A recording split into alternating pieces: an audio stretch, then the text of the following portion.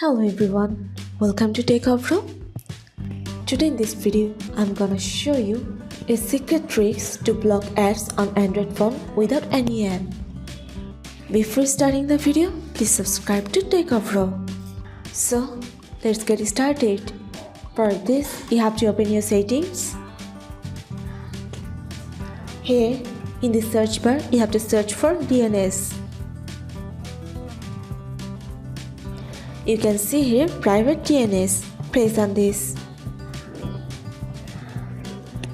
Now you can see here private DNS. Go for it. Now choose here private DNS provider host name.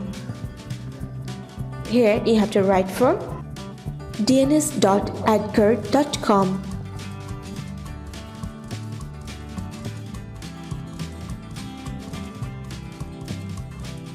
and press on save. So this is the secret tricks to block ads on Android phone without any app. So guys, that's it.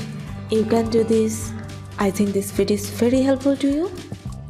If it was, then give a thumbs up and hit the subscribe button. And thanks for watching.